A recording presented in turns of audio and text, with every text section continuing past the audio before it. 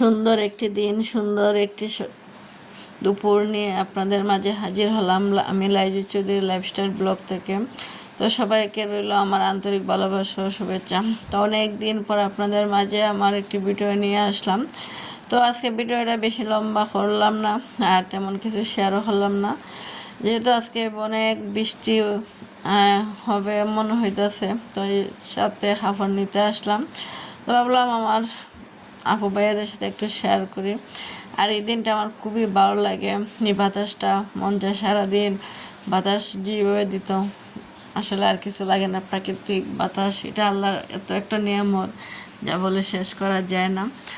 তো বেশি সময় তাহা সম্ভব হলো না, বৃষ্টি চলে আসছে, তাই কাপড় নিয়ে বাসায় আসতে হলো। তো এই তো একটু ভিজতে আর পারি না, অসুস্থ হয়ে যায়। আমি ভিজলে আবার মেয়েও ভিজতে চাইবে, তাই ভিজাতে নিইনি।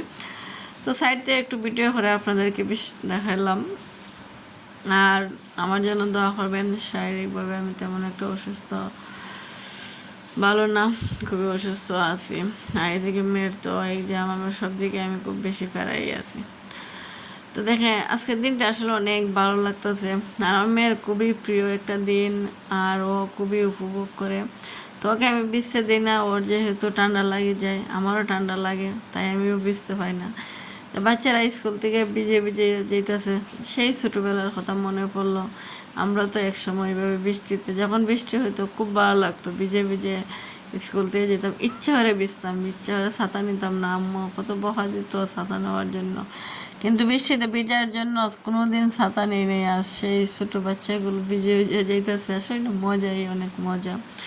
লাইফগুলো হয়তো আর ফিরে পাবো না, হয়তো আমাদের বাচ্চাদের মাঝেই আমাদের ফিরে পাওয়ার দিনগুলা। তো কাছ থেকে একটু বৃষ্টি কিছু আর ইচ্ছা করলো, আসলে তেমন ধরতে পারি নাই, মোবাইল ভিজে যায়। তো এটা আমার মেয়ের একটা স্কুলেরই ক্লিপ, যা মনে হয় দুই তিন দিন আগের, আর শেয়ার করা হয় নাই, তাই আজকে একটু শেয়ার করে নিলাম, হয়তো স্মৃতি হিসেবে থেকে যাবে ছোটোবেলার। ভালো